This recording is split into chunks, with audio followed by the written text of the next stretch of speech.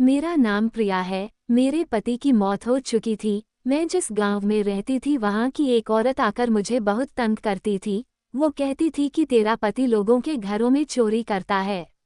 मैं उसे पागल समझकर भगा दिया करती थी, लेकिन एक दिन मैं बहुत परेशान हो गई जब गांव के बहुत सारे लोग यही कहते कि हमारे घर में चोरी हो रही है और चोर तुम्हारा पति है। उनका कहना था कि उनके घरों में रात को कोई चोर आता है।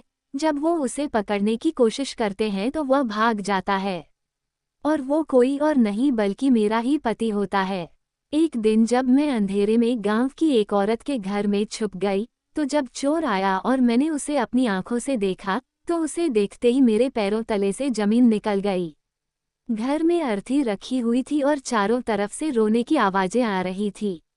सभी तो यही कह रहे थे कि यह बेचारी अब क्या करेगी, किस तरह से अपने बच्चों की परवरिश करेगी। ये तो घर का किराया भी नहीं दे सकती और पूरे घर की जिम्मेदारी कैसे उठाएगी। इस महंगाई भरी जिंदगी में इसके लिए बड़ा मुश्किल हो जाएगा। लेकिन फिर भी मेरी जेठानी कहने लगी, यह अकेली नहीं है, मैं हमेशा इसके साथ हूँ और हमेशा अपनी देवरानी के साथ ही रहूंगी। कभी इसे अकेला नहीं होने दूंगी। यह मेरी देवरानी है, मैं कभी इसको और इसके बच्चों को लावारिस नहीं होने दूंगी। मेरे 2 बेटे थे, मेरी शादी को 10 साल हो गए थे। अभी कुछ दिनों पहले मेरे पति की अचानक तबीयत खराब हो गई थी। काफी दिनों से उनका इलाज चल रहा था, लेकिन फिर भी वह बच नहीं सके। अपने पति के मरने के बाद से ही मैं अपने बच्चों को बड़ी कठिनाइयों से पाल रही थी। पहले मेरे पति शहर में नौकरी करते थे और मैं भी अपने बच्चों के साथ शहर में ही रहती थी। 1 साल पहले जब मेरी सास की मौत हुई थी, तो हम लोग यहाँ पर वापस आ गए थे। उसके बाद मेरे पति ने कहा कि हम यहीं पर ही रहेंगे। मेरे पति 2 भाई थे, उनके बड़े भाई और भाभी भी इसी घर में रहते थे। ये मेरी सास का किराए का मकान था, हम लोग शहर में रहते थे। हमें वहाँ के घर का किराया देना बड़ा भारी पड़ता था। मेरे पति ने कहा कि यह गांव है, गांव के मकान का किराया शहर के मकान के किराए से कम होता है। और फिर यहाँ पर मेरे जेठ भी रहते थे, दोनों भाई आधा आधा मिलकर किराया देंगे तो दोनों को ज्यादा भारी नहीं पड़ेगा। यही सोचते हुए उन्होंने हमें यहीं रहने के लिए कहा। मेरे पति शहर में जिस फैक्ट्री में काम करते थे, वो रात को काम से निपटने के बाद वहीं पर रुक जाया करते थे। 1 हफ्ते में उनकी 2 दिन की छुट्टी होती थी, तो 2 दिनों की छुट्टी में वह गांव हम लोगों से मिलने के लिए आ जाते थे। हम लोग शहर में रहते थे तो मेरे बच्चे भी स्कूल जाते थे, लेकिन जब से हम गांव में आए थे हमें बहुत परेशानी होने लगी थी। यहाँ आने के बाद हमें कुछ फायदा हुआ था, तो बहुत सारा नुकसान भी उठाना पड़ा था। फिर अचानक मेरे पति की तबीयत खराब हो गई, तो जितने जुड़े हुए पैसे थे, वो सब मेरे पति के इलाज पर लग गए। फिर भी मेरे पति नहीं बच सके और वो दिन मेरी और मेरे बच्चों के लिए बहुत परेशानी भरा दिन था। हमारा अकेला सहारा हमसे छिन गया था, मगर शायद मेरे भाग्य में ऐसा ही लिखा था। पति के मरने के बाद अब घर का खर्च कौन उठाता। मेरे बच्चे तो छोटे छोटे थे, अभी कमाने लायक भी नहीं थे। और ये हमारा घर भी किराए का ही था, लेकिन यहाँ मुझे सुकून था कि मेरे जेठ और जेठानी हमारे साथ थे, क्योंकि ये लोग मेरे अपने थे और अपनों का साथ होना भी एक खुशनसीबी की बात है। आजकल के जमाने में अपने कहा किसी का इतना साथ देते हैं। लेकिन मेरी जेठानी बहुत अच्छी औरत थी, उसने कहा था कि मैं हमेशा तुम्हारा साथ दूंगी। मेरी जेठानी के कहने पर ही मैं इन लोगों के साथ इस घर में रह रही थी, क्योंकि मेरे पास और कोई रास्ता भी नहीं था। लेकिन पहले जब मेरे पति जिंदा थे, तो मेरे जेठ और मेरे पति दोनों भाई मिलकर आधा आधा किराया दे रहे थे। अब मुझे ये टेंशन हो रही थी कि अब मैं अपने पति के हिस्से का किराया कहाँ से लाकर दूंगी, क्योंकि मैं तो कोई काम भी नहीं करती हूँ और न ही मेरा कोई बच्चा कमाने लायक है। एक बेटा था और एक बेटी। मेरे बच्चे अगर बड़े होते तो शायद कोई नौकरी कर लेते। अब इन छोटे बच्चों के होते हुए मुझे कुछ समझ में नहीं आ रहा था कि मैं क्या करूं। मेरे पति मुझसे बहुत प्यार किया करते थे, मेरी खुशी की खातिर उन्होंने बहुत कुछ किया था। एक मर्द को इंसाफ करने वाला होना चाहिए, ताकि वो अपनी पत्नी, माँ और बहन को इंसाफ दिला सके और एक समझदार होने का सबूत दिखा सके। मेरे पति भी इंसाफ करने वाले ही इंसान थे। उन्होंने कभी मेरा हक नहीं मारा था और न ही अपनी माँ का। वो 1 महीना मेरे साथ शहर में रहते तो पूरा 1 महीना अपनी माँ के साथ यहाँ गांव में रहने के लिए आते थे। वो अपनी कमाई का आधा खर्च मुझे देते तो आधा खर्च गांव में अपनी माँ को देने आते थे। मेरे पति ने कभी अपनी माँ और अपनी पत्नी के साथ भेदभाव नहीं किया था। मैं अपने पति के साथ बहुत खुश रहती थी, मगर मुझे नहीं पता था कि मेरे पति इतनी जल्दी दुनिया को छोड़कर चले जाएंगे। इस बात का आइडिया मुझे नहीं था, मगर क्या किया जा सकता था, किस्मत के आगे किसकी चलती है। किस्मत के लिखे हुए के आगे तो बड़े बड़े हार जाया करते हैं। जो भी हुआ फिलहाल मैंने अपने पति की मौत पर सब्र कर लिया था और अपने बच्चों के साथ जैसे तैसे जिंदगी गुजार रही थी। मेरे जेठ का कहना था कि तुम्हें घर का किराया देने की कोई जरूरत नहीं, मैं खुद ही अरेंज कर लूंगा। मेरे जेठ ने यहाँ तक कह दिया था कि तुम चाहो तो अपने बच्चों का एडमिशन गांव के सरकारी स्कूल में करवा सकती हो।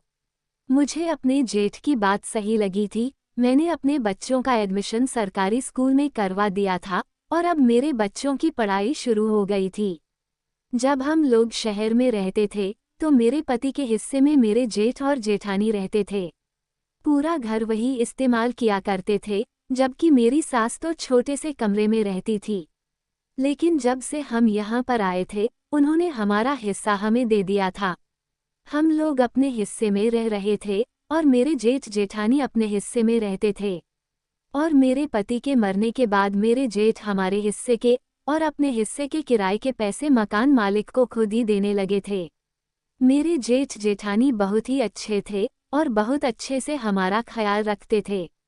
मैं यही सोचती थी कि मेरे पति ने यहाँ पर रहने का एक अच्छा फैसला किया था और मुझे अफसोस इस बात का था कि अगर हम यहाँ पर पहले आ जाते तो हमारी जिंदगी काफ़ी बेहतर हो जाती थी। हम अपने अपनों से दूर शहर में रह रहे थे, जबकि यहाँ हमें शहर के लोगों से ज़्यादा मोहब्बत मिल रही थी। अगर हम लोग अपने जेठ जेठानी के साथ रहते तो ये 9 साल भी बहुत अच्छे से गुजरते, क्योंकि लोगों में बहुत अपनापन था। अभी हमें यहाँ पर आए हुए 1 साल होने वाला था। मेरी एक नंद थी, वह भी उसी गांव में रहती थी। मेरी नंद की शादी इसी गांव के सरपंच के बेटे के साथ हुई थी। वो अपनी ससुराल में बहुत खुश रहती थी, क्योंकि उसके ससुराल वाले अमीर थे। उसे अपनी ससुराल में किसी चीज़ की कोई कमी नहीं थी। वह भी कभी कभी हमारे घर पर आ जाया करती थी। सब कुछ ठीक ठाक चल रहा था, मगर मुझे हमेशा अपने पति की याद सताती रहती थी। इतने लोगों में भी मुझे अपने पति की कमी का एहसास होता था। वो हमेशा ही मुझे याद आते थे। कभी 1 मिनट के लिए भी मैं उनको भूल नहीं पाई थी, और यह भी सच था कि मैं उन्हें भूलना नहीं चाहती थी। वो मेरी जिंदगी का हिस्सा थे, बल्कि मेरी सारी जिंदगी ही थे।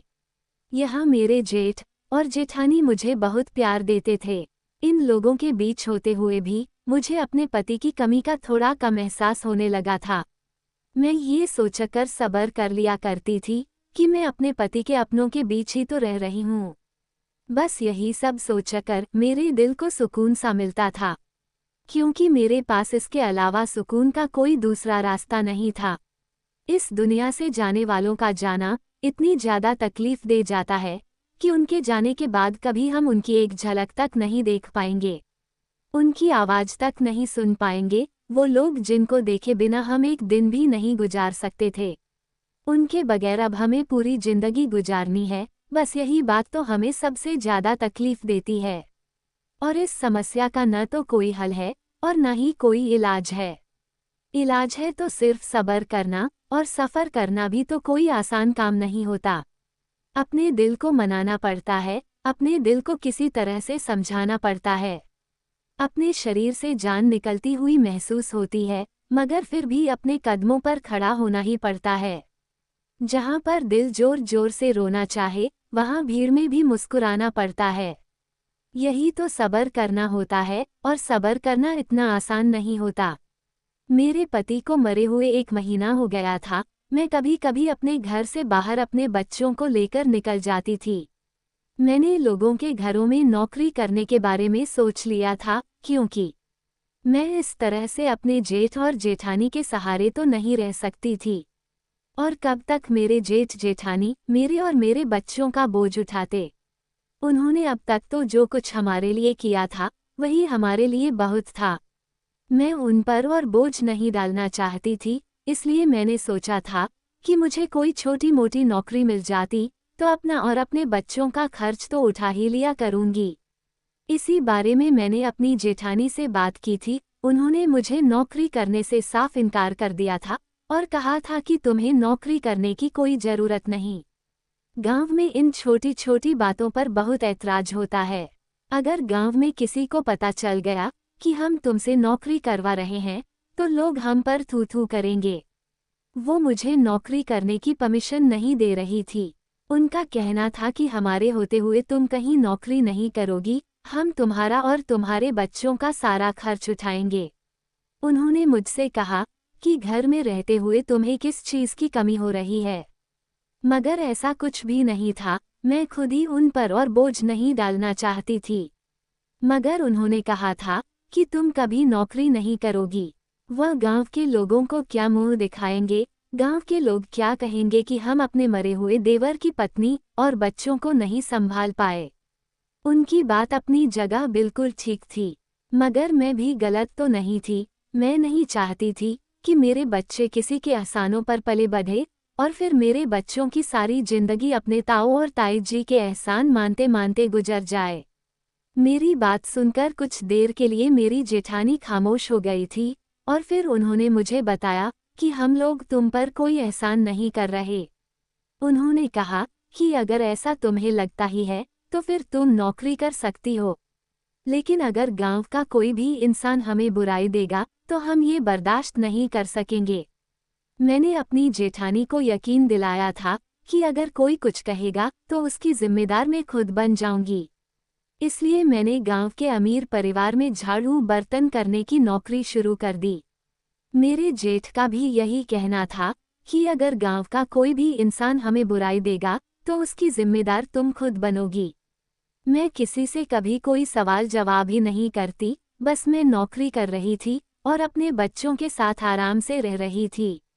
बस इतना सब हमारे लिए काफ़ी था। मेरी जेठानी हर काम में मेरी मदद किया करती थी। हम दोनों देवरानी जेठानी बहनों की तरह रहते थे। उनके साथ रहने से मुझे बहुत हौसला मिलता था और सहारा भी मिलता था। उनके साथ रहते हुए मुझे कभी जिंदगी मुश्किल नहीं लगी थी, सब कुछ अच्छी तरह से चल रहा था।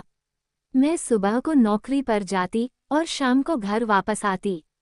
मेरे पीछे जेठानी ही मेरे बच्चों का ध्यान रखती थी। जो पैसे मुझे मिलते थे मैं उन पैसों में से अपने जेठ को घर के किराए के पैसे भी दे दिया करती थी, जबकि वह हर बार मुझे मना करते थे, लेकिन मुझे अच्छा नहीं लगता था। वे भी तो गरीब इंसान थे, 3-4 महीनों से तो उन्होंने मुझसे पैसे तक नहीं लिए थे।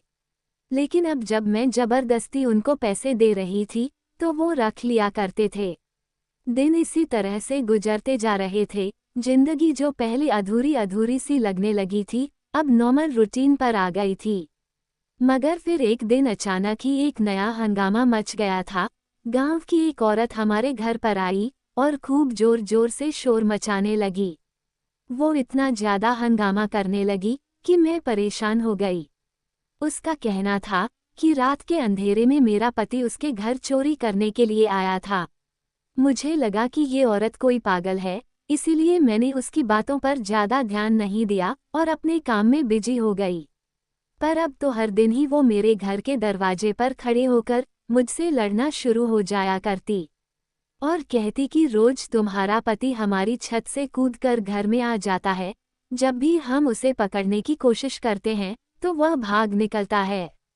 मैं बड़ी परेशान हो गई थी, मुझे कुछ भी समझ में नहीं आता था कि ये और ऐसा क्यों कहती थी, जबकि मेरे पति तो मर चुके थे। वो तो कुछ महीने पहले ही इस दुनिया से जा चुके थे, जबकि उनकी मौत इस गांव में ही लोगों के बीच हुई थी। तो फिर ये औरत ऐसा क्यों कहती थी?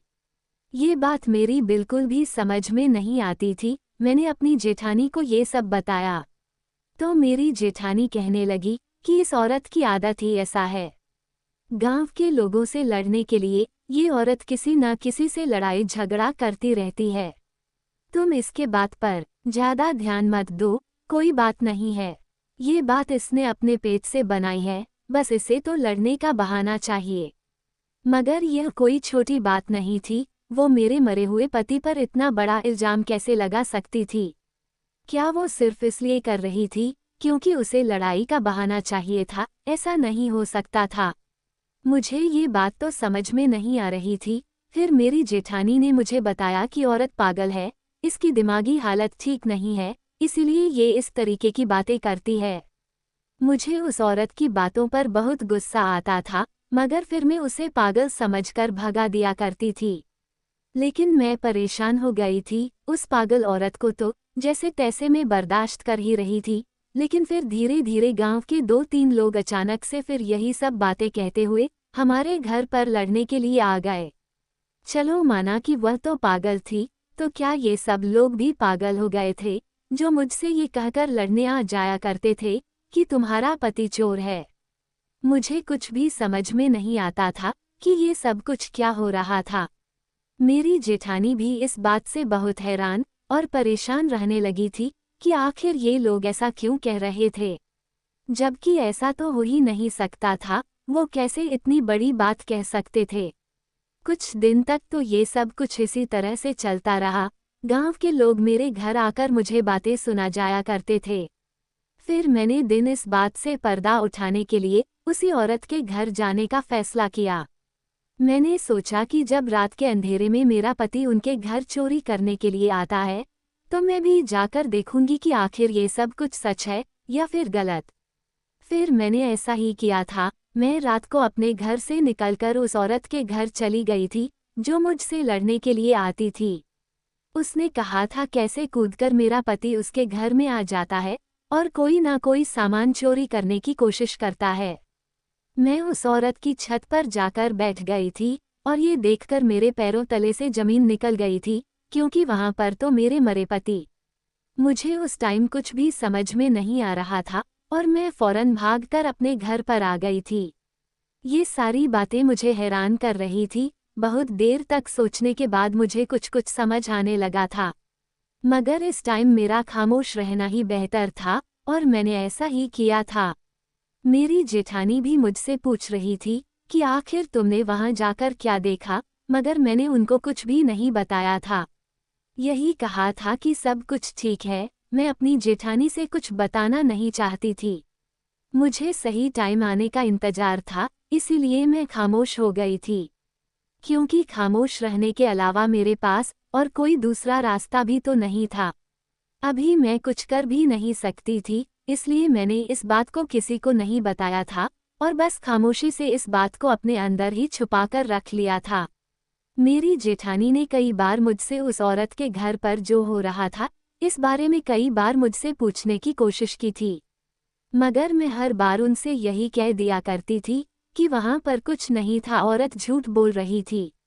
आप सही कहती हो कि औरत पागल है, वो औरत सचमुच की पागल है। इस बात का यकीन तो उनको भी था, क्योंकि मेरे पति पर इल्जाम लगाया करती थी। और मेरी जेठानी इस बात को अच्छे से जानती थी कि मेरा पति तो इस दुनिया से जा चुका है, तो फिर वो कैसे किसी के घर में चोरी कर सकता था।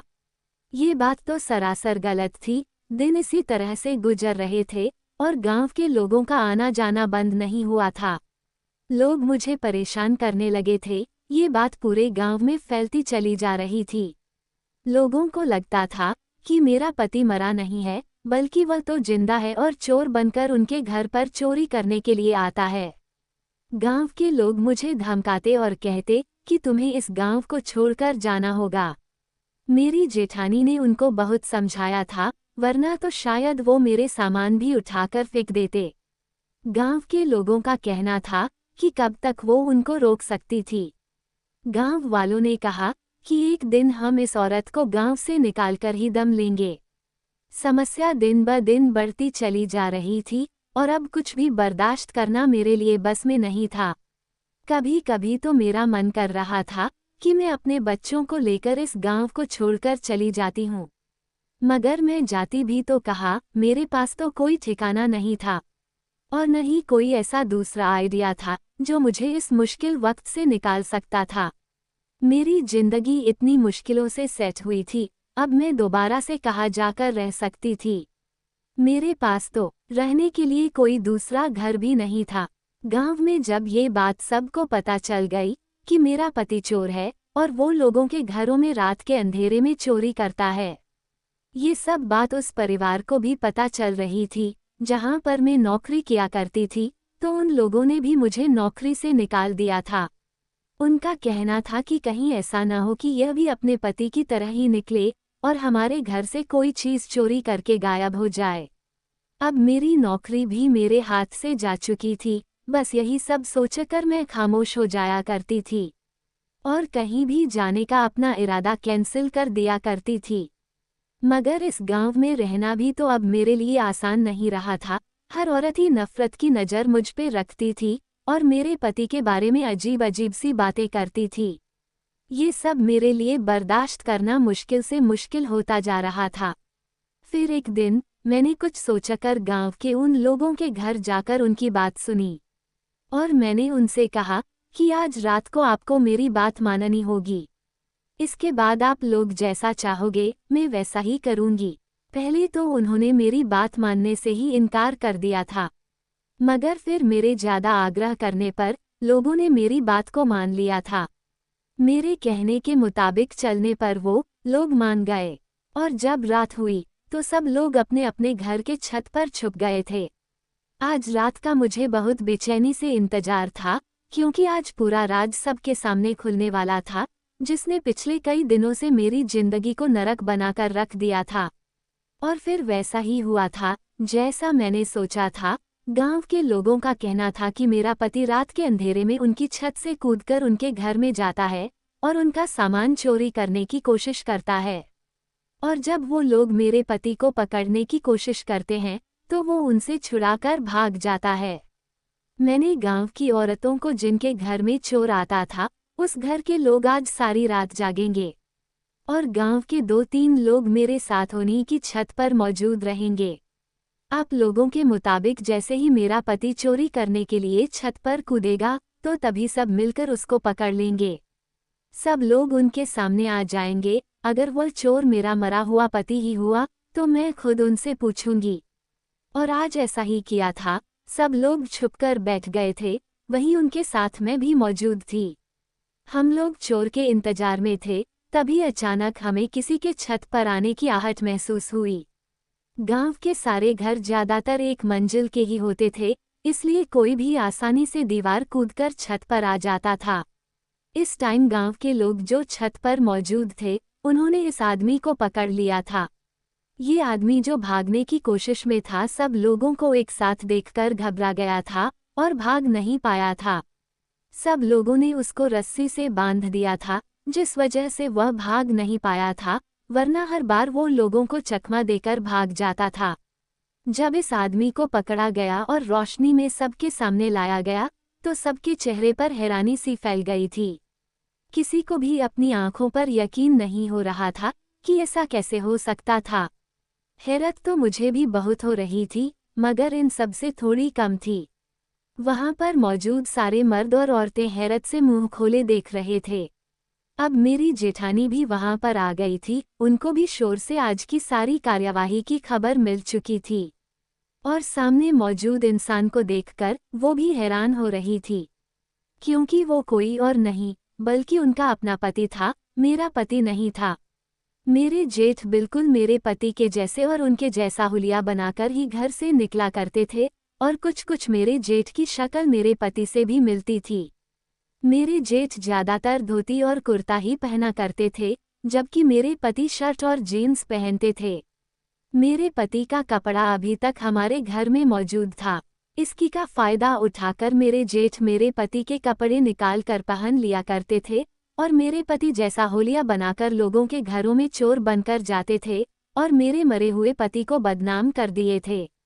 मगर अब जब सच सबके सामने आ गया था तो गांव के लोग, जो मेरे मरे हुए पति को ये कहकर बुरा भला कहते थे कि वो लोगों के घरों में चोरी करने के इरादे से घुस जाता है, या तो उनका भूत लोगों के घरों में चोरी करने जाता है, या फिर मरा ही नहीं, वो जिंदा है और चोरी करने के लिए ही उसने मरने का नाटक किया। वो सारे लोग अब मेरे सामने शर्मिंदा होकर सर झुकाए खड़े थे। मेरे पति एक ईमानदार और नेक इंसान थे।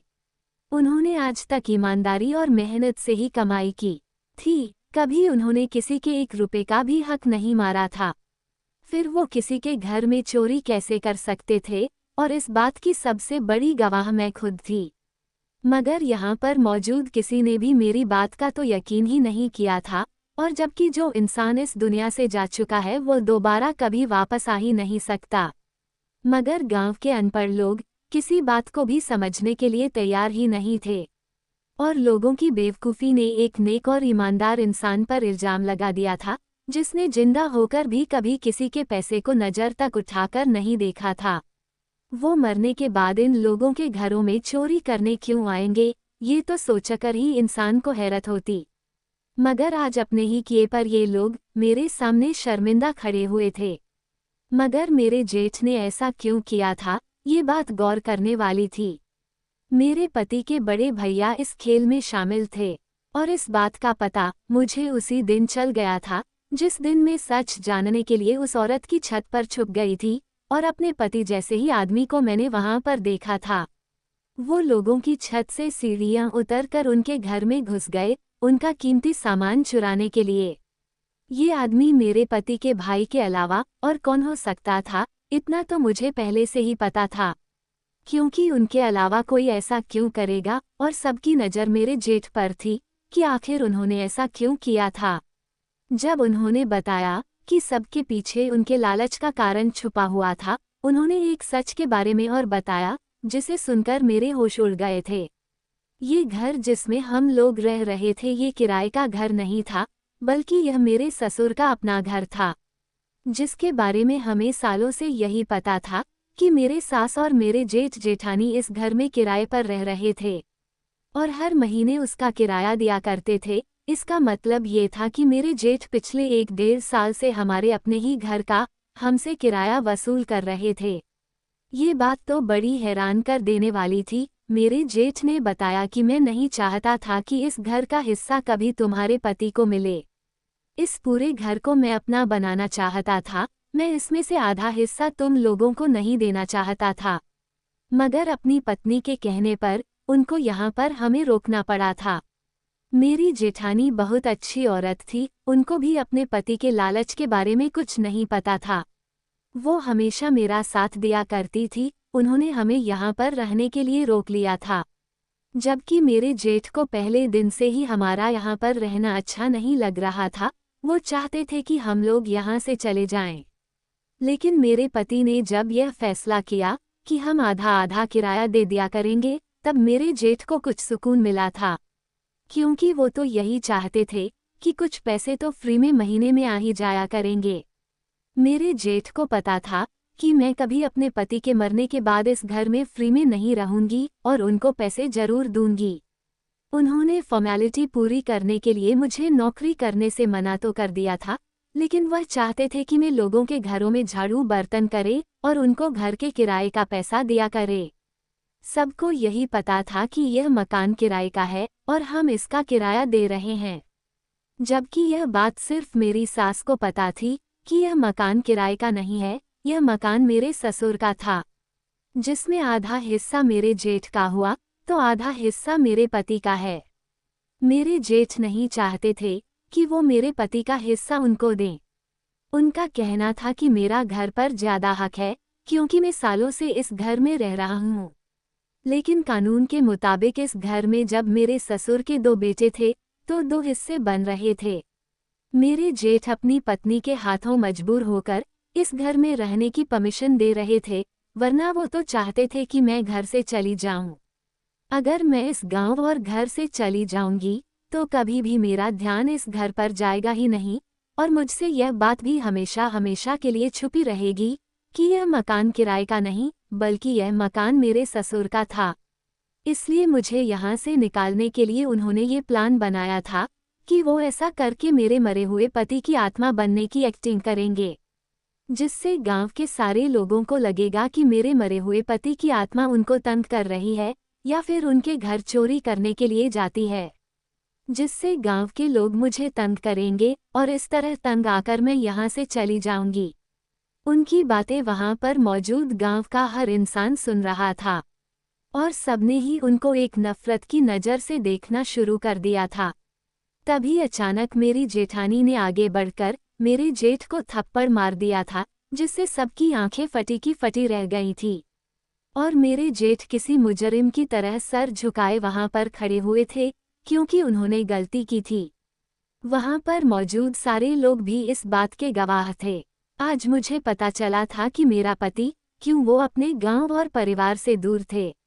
मैं जब भी उनसे कहती थी कि सब छोड़ छाड़कर हम भी गांव में जाकर उनके साथ रहते हैं, तो वो मुझे हर बार मना कर दिया करते थे, जबकि मेरे पति ने भी कभी मुझे यह नहीं बताया था कि ये घर उनकी अपने पिता का है। मेरे पति जब 15 साल के थे तभी से वो शहर में नौकरी किया करते थे, और जब हम लोग यहाँ पर आए तो मैं अपने पति से कहती कि आपके परिवार वाले तो बहुत अच्छे हैं, हमारा कितना ख्याल करते हैं, और मेरी इस बात के जवाब में मेरे पति यही कहते थे कि मैं अपनी माँ के कहने पर यहाँ पर आया हूँ। अगर कभी मेरी माँ मुझे यहाँ नहीं बुलाती तो मैं यहाँ पर नहीं आता। मेरी माँ की आखिरी ख्वाहिश थी कि उनके मरने के बाद मैं इस घर में रहूं। मगर अब मैं उनकी बात समझ गई थी कि वो ऐसा क्यों कहते थे।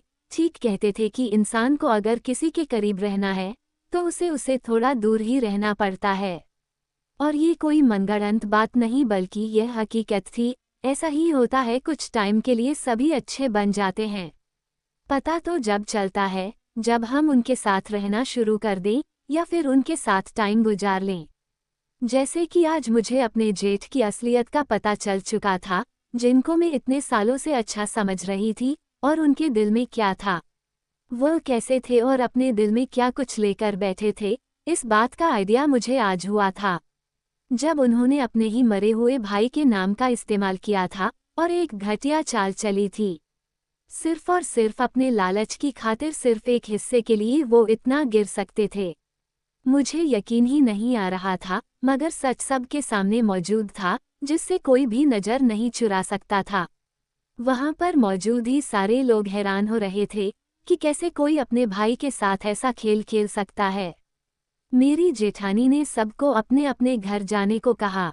अगले ही दिन उन्होंने अपने पति से कहा कि मैंने कभी नहीं सोचा था कि आप इतने घटिया इंसान निकलोगे।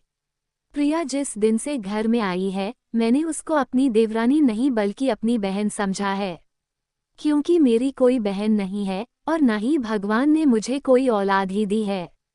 मैं समझती थी कि अगर प्रिया घर में रहेगी तो मुझे एक बहन मिल जाएगी और साथ में प्रिया के बच्चों को अपनी औलाद समझती रहूंगी और मुझे कभी अपनी औलाद की कमी महसूस नहीं होगी। जेठानी ने अपने पति को बहुत बुरा भला सुनाया था। उन्होंने कहा था कि मुझे शर्म आती है आप जैसे आदमी पर, जिसने अपने ही मरे हुए भाई का हिस्सा हड़पने के लिए इतना घिनौना नाटक किया। आपने अपनी पत्नी से भी इस बात को छुपाए रखा कि ये घर किराए का है। आप अपने मरे हुए भाई के बच्चों और उसकी पत्नी को सहारा नहीं दे सकते थे। जमीन जायदाद का क्या है, भगवान हमें और भी ज्यादा देगा। लेकिन जब अपनों का भरोसा टूटता है तो कभी दिल नहीं करता कि बुरा करने वाले इंसान को दोबारा एक्सेप्ट किया जाए। मेरे जेठ अपनी पत्नी के सामने बहुत शर्मिंदा हो रहे थे। उन्हें तो यही लगता था कि जब उन्हें पता चलेगा कि उनके पति सिर्फ ये सब कुछ अपने भाई का हिस्सा हड़पने के लिए कर रहे हैं, तो वो अपने पति को गलत नहीं बल्कि बहुत अच्छा समझेंगी। क्योंकि हर औरत अपने पति का साथ देती है, लेकिन मेरी जेठानी ऐसी औरत नहीं थी। उनका कहना था कि मैं सिर्फ सच का साथ देने वालों में से हूँ, मैं किसी का हक मांगने वालों में से नहीं। मैंने सोच लिया था कि मैं अब इस घर में नहीं रहूंगी। मैं अपने बच्चों को लेकर कहीं भी चली जाऊंगी, मगर इस घर में अब मुझे नहीं रहना, जिन्होंने मेरे मरे हुए पति पर ऐसा इल्जाम लगाया हो। मैंने ठान लिया था कि मैं यहाँ से चली जाऊंगी और मैंने जाने का पक्का इरादा कर लिया था। मैं अपनी जेठानी से बात करने के लिए चली गई और मैंने अपना फैसला उनको सुना दिया और उनसे जाने की परमिशन मांगी, जिस पर मेरी जेठानी ने मुझसे पूछा कि मैं कहाँ जाऊंगी, क्योंकि मेरे अपने माता पिता तो इस दुनिया से बहुत पहले ही जा चुके थे, भाई बहन भी कोई नहीं था। मैंने अपनी जेठानी से कहा था कि दुनिया बहुत बड़ी है, मैं अपने बच्चों को लेकर कहीं भी चली जाऊंगी, भगवान जरूर मेरे लिए कोई ना कोई रास्ता निकाल देगा। मेरी जेठानी मुझे जाने की परमिशन नहीं दे रही थी। मैंने उनसे कहा भी भाभी मैं घर में नहीं रह सकती। इस घर में मेरे पति का कानूनी हिस्सा है, ये सब मैं भैया को देकर जा रही हूँ, मुझे इस घर से कोई हिस्सा नहीं चाहिए। मेरे पति के बारे में जो कुछ भी कहा गया था, इसके बाद मैं यहाँ पर नहीं रह सकती। मैं अपनी जेठानी से इस बारे में बातें कर ही रही थी, तभी पीछे से मेरे जेठ आ गए और मेरे आगे हाथ जोड़कर खड़े हो गए। उन्होंने कहा प्रिया मुझे माफ कर दो। मेरी आंखों में लालच आ गया था, मुझे माफ कर दो। जो गलती मुझसे हुई है, ऐसी गलती मैं आज के बाद कभी नहीं करूँगा। इस घर में 2 हिस्से थे, एक मेरा और एक मेरे भाई का हिस्सा, जिसकी हकदार तुम हो। मैं कोर्ट में जाकर अपने भाई का हिस्सा तुम्हारे नाम करवा दूंगा, लेकिन तुम्हें यहाँ पर रुकना पड़ेगा। अगर तुम यहाँ नहीं रहना चाहती हो तो हम लोग भी घर में नहीं रहेंगे, हम भी इस घर को छोड़कर चले जाएंगे। मैं तुमसे माफ़ी मांग रहा हूँ, प्लीज़ रुक जाओ। मेरी जेठानी ने कहा कि इनको अपनी गलती का एहसास हो गया है। प्रिया तुम इनको माफ़ कर दो, उनकी तरफ से मैं भी तुमसे माफ़ी मांगती हूँ। तुम यहीं पर रहो, ये तुम्हारा घर है। मैंने अपने बच्चों की तरफ देखा तो बच्चे भी कहने लगे माँ ताऊ जी को माफ़ कर दो, आगे से वो कभी ऐसा नहीं करेंगे और प्लीज़ यहाँ से कहीं मत जाओ, ये हमारा घर है।